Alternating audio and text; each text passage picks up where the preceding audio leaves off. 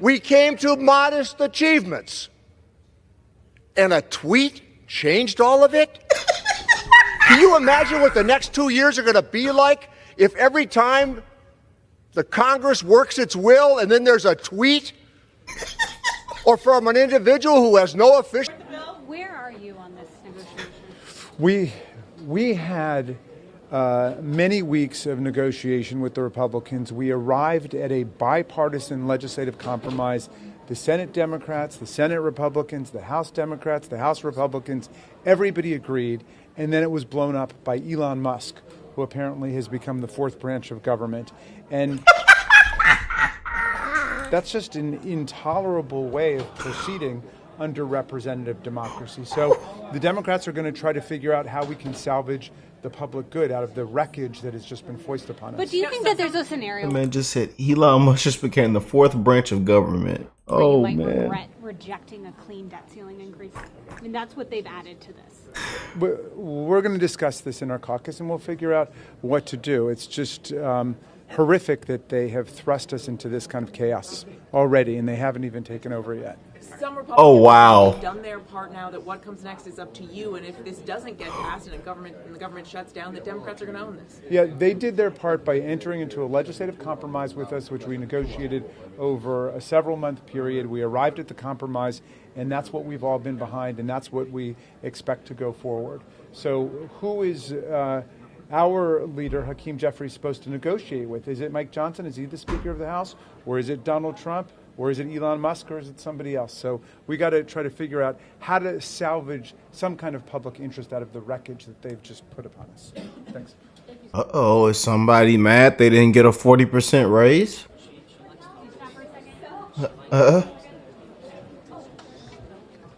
The Musk-Johnson proposal is not serious.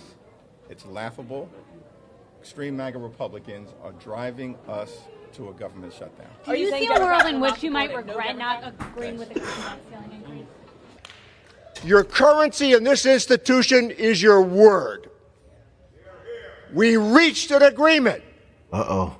We came to modest achievements. And a tweet changed all of it?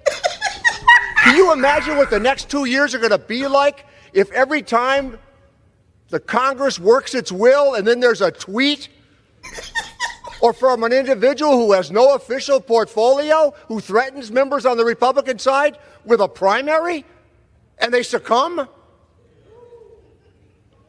This institution has a separate responsibility based upon the separation of powers. When I got through cancer about 12 years ago, I made my promise to my kids that I would do everything I can to save this country. And what we're doing right now is to continue to double down on the things that are destroying the republic. We are going to increase the debt ceiling, not just $4 trillion, that's false. We have spent $4.7 trillion in additional debt in the last 19 months. We're going to increase the debt by $5 trillion. That's what's going to happen right here by Republicans, increasing the debt $5 trillion. And what are you doing in the same bill? $110 billion unpaid for, because you never have any ounce of self-respect to go out and campaign saying you're going to balance the budget, and then you come in here and pass $110 billion unpaid for. On top of the $200 billion you did for WEP, you guys won't agree with that, but the fact of the matter is $330 billion. Congratulations, you've added to the debt since you were given the majority again on November 5th. It's embarrassing. It's shameful.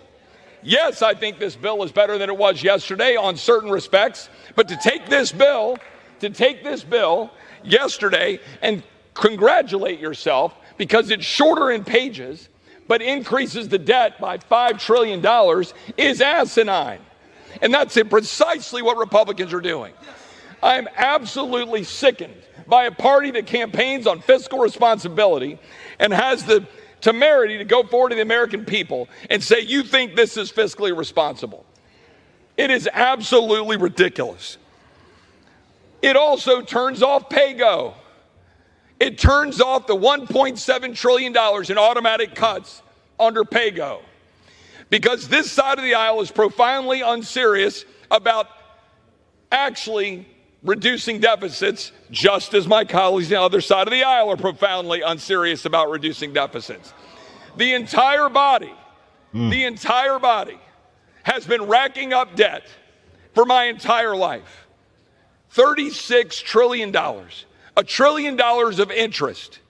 We rack up $1 trillion every 100 days. And what are we going to do about it? We're going to run around and talk about cutting taxes, but not doing what's necessary to cut the spending along with the cut taxes. My other side of the aisle, my colleagues will say, oh no, we got to increase taxes, but we'll do anything to cut spending. And so here we sit in the same mess. And I got to be honest, I want to remind people, this is Article 1. I yield back. And look what Elon just posted. Old versus the new bill. Then look what Trump just said. Success in Washington. Speaker Mike Johnson and the House have come to a very good deal for the American people. The newly agreed to American Relief Act of 2024 will keep the government open, fund our great farmers and others, and provide relief for those severely impacted by the devastating hurricanes. A very important piece, vital to American First agenda, was added as well. Date of the very unnecessary debt ceiling will be pushed out 2 years to January 30th, 2027. Now we can make America great again very quickly, which is what the people gave us a mandate to accomplish. All Republicans and even the Democrats should do what is best for our country and vote. Power of the Department of Government Efficiency, or DOGE, is making waves on Capitol Hill already. Just yesterday, House lawmakers were set to vote on a new short-term spending bill that looks like an omnibus because it's 1,500 plus pages. They were trying to avoid a government shutdown, but the proposal all but imploded after the leaders of DOGE took a closer look. Here's Vivek Ramaswamy.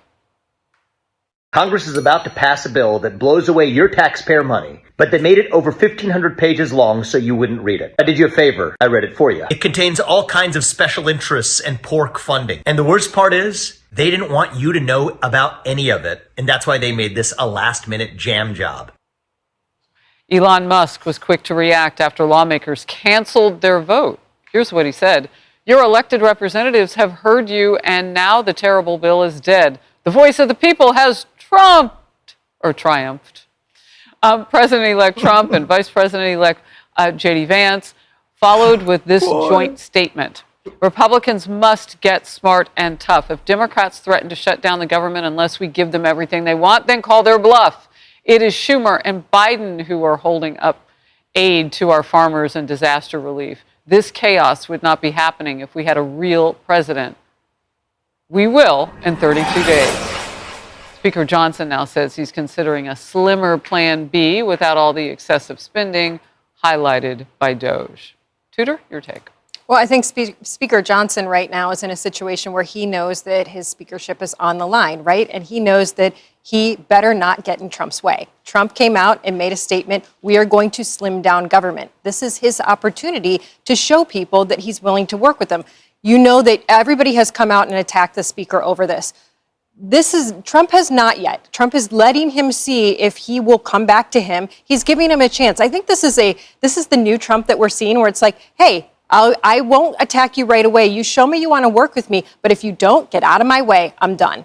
And that's where we are. And reportedly, Shannon, that's what Trump has said. If you can make this work, if you can figure it out, I'm paraphrasing him, come up with another way to get this done, then you can stay. Was what was on our screen for about an hour. Yeah, and it's really tricky because the reality of getting something done in Washington, the House is only controlled by Republicans by the tiniest fraction. They don't have the Senate. They don't have the White House. So Johnson's hands are limited. They are tied. I think he's trying to do the best he can with, this sausage-making episode of what he's got to work with.